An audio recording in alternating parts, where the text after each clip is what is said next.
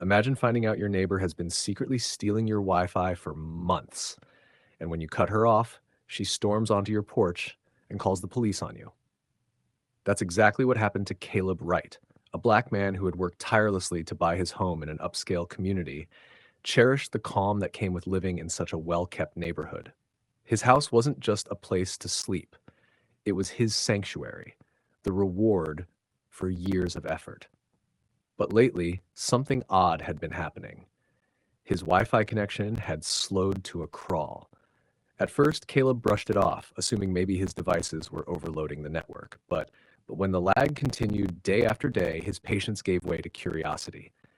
Caleb opened his router settings, scanning the list of connected devices. That's when he spotted something that made his brow furrow, an unfamiliar device using his network. Annoyance welled up inside him, and without hesitation, he changed the password. Caleb didn't realize it at that moment, but that single decision would set off a chain of events exposing far more than stolen internet. The following morning, Caleb was sitting on his porch, sipping coffee, when chaos landed right on his doorstep. His neighbor, Linda Prescott, stormed across his property like she owned the place. She didn't knock, didn't greet, just barged in with fury written across her face. Linda was a middle-aged white woman with immaculate blonde hair, a permanent glare of superiority, and the entitlement of someone used to getting her way. "Did you change your Wi-Fi password?" she snapped, folding her arms tightly. Caleb blinked, caught off guard. He barely spoke to this woman since moving in, yet she was standing there demanding answers. "Yeah, I did." "Why?" he said, keeping his tone casual. Linda's face flushed red, her voice rising. "Because my internet stopped working. I've been using that connection for months, and now I can't do anything." Caleb stared, almost in disbelief. She wasn't even trying to deny it. "You've been stealing my Wi-Fi?" he asked, raising an eyebrow. Linda scoffed like the accusation was beneath her. "It's just the internet. You people always make a big deal out of nothing. It's not like it costs you extra." Caleb took a deep breath, keeping his composure. "It's my Wi-Fi, and I pay for it. I don't owe you access." That pushed Linda over the edge. Her face twisted with rage. "Oh, I see what this is. You don't belong in this neighborhood, and now you're playing games with people who actually do. I'm calling the police." Have you ever had someone steal from you, then turn around and call the cops on you when you put a stop to it? What would you do if a neighbor used your Wi-Fi for months, then tried to make you the criminal the moment you cut them off? Before we keep going, what city or country are you watching from right now? Drop it in the comments. We love seeing where our viewers are tuning in from. And if you believe thieves shouldn't get to play the victim, smash that like button and subscribe to Story Arc, because justice starts with exposing the truth. Before Caleb could even respond, Linda whipped out her phone and dialed 911. When Linda's voice turned shrill as she spoke into the phone, her tone dripping with fake panic. "There's a suspicious man in my neighborhood," she told the dispatcher, glancing at Caleb with a smirk. "He's trying to hack into people's homes. He's harassing me right now. I feel threatened." Caleb stood there, shaking his head in disbelief. Linda was twisting the entire situation into some elaborate lie, as though she hadn't just admitted to stealing his Wi-Fi moments earlier. She thought she could manipulate the system with a phone call, the same way people like her always had. But Linda had no idea she was about to unleash something far bigger than she could control.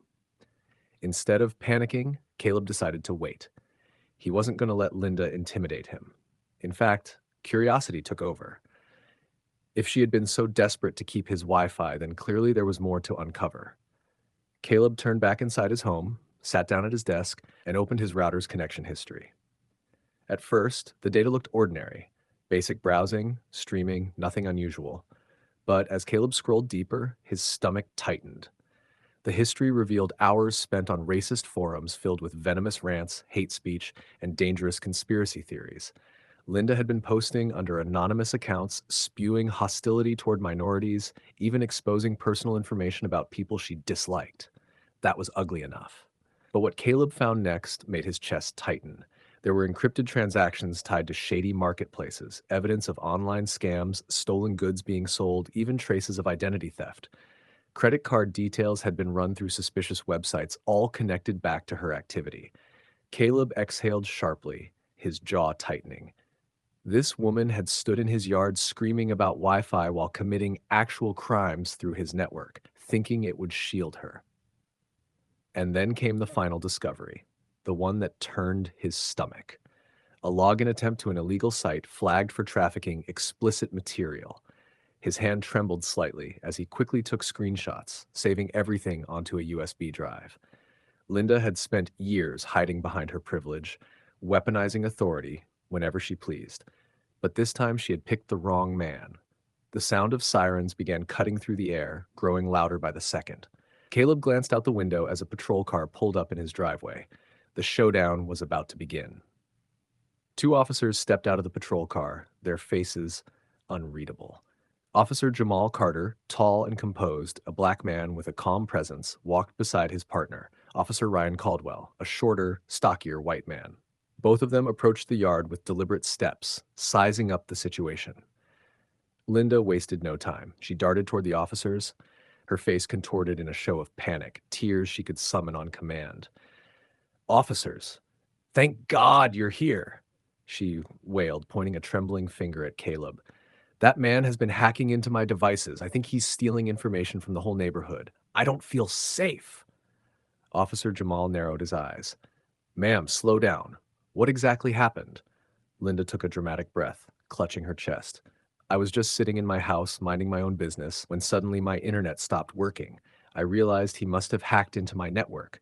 When I went to confront him, he got aggressive and threatened me. He refused to fix what he broke.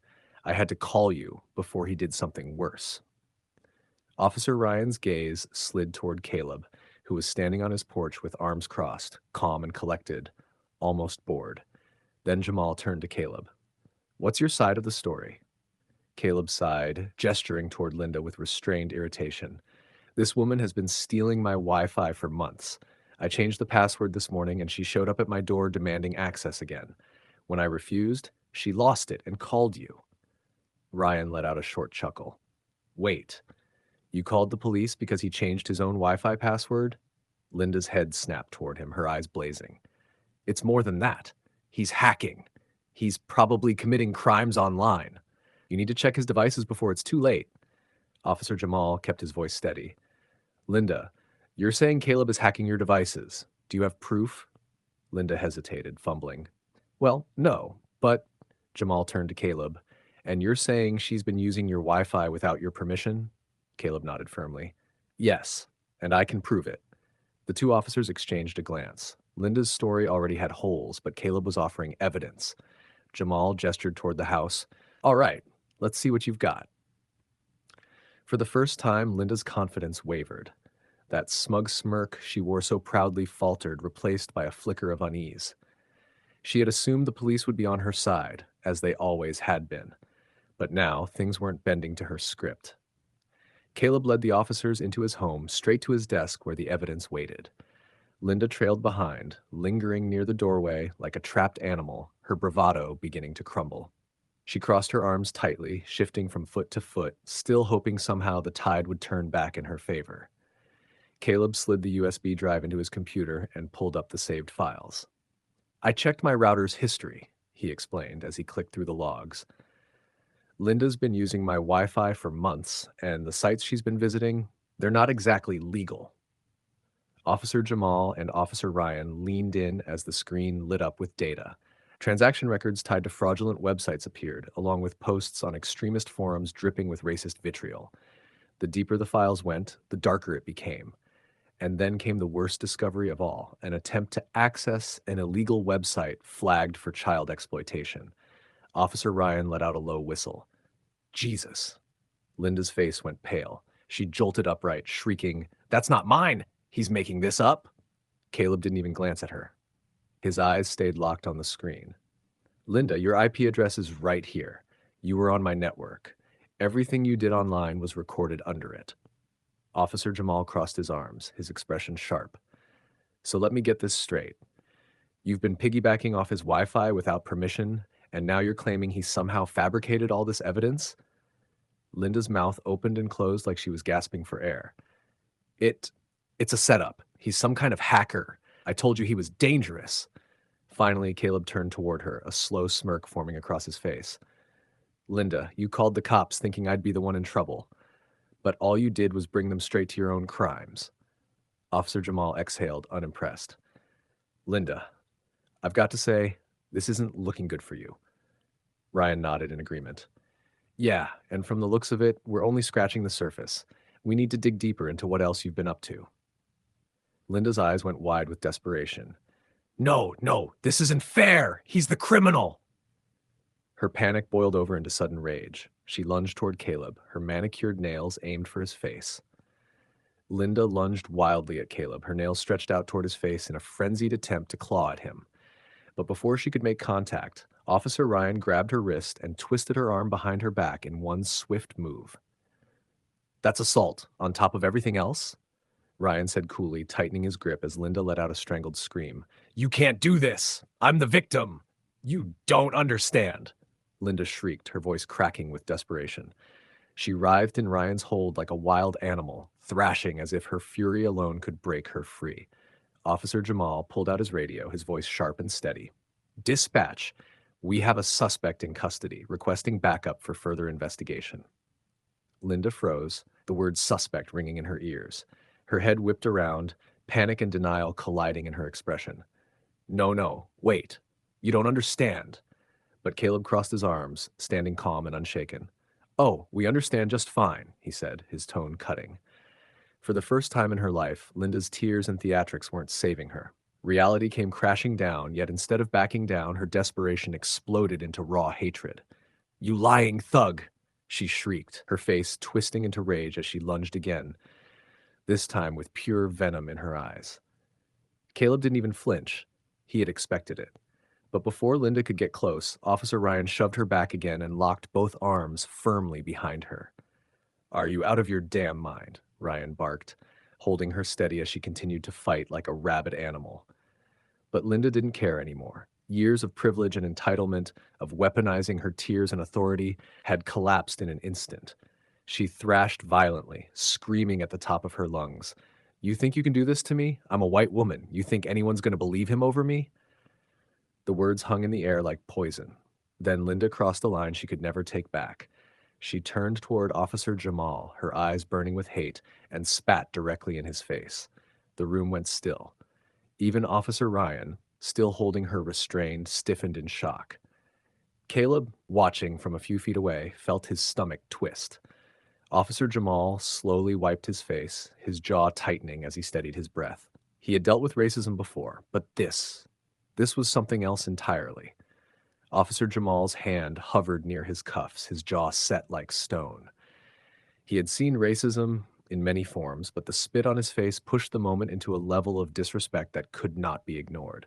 He drew in a deep breath, his composure unshaken, then pulled out his handcuffs. Linda Prescott, Jamal said firmly, you're under arrest for assaulting an officer, cybercrime, and fraud. The words hit Linda like a wrecking ball. Her eyes widened in disbelief before erupting into hysteria. No, you can't do this, she screeched, her body twisting violently as Officer Ryan helped Jamal restrain her. I'm the victim. You can't do this to me. Her shrill cries echoed through the neighborhood as the officers dragged her outside. Neighbors had already gathered, watching with wide eyes, some filming on their phones, others whispering in shock. Get your hands off me, Linda wailed, fighting against the cuffs. He's the real criminal. I was just... Her words cut off when Officer Jamal swung the patrol car door shut. The metallic clank silenced her rant mid-sentence. Ryan shook his head, glancing at Caleb. She just never knew when to quit, huh? Caleb let out a low chuckle. Nope, but I'd say she finally ran out of luck. If you believe weaponizing the police against innocent people should never be tolerated, smash that like and subscribe to Story Arc, because exposing lies is the first step to justice.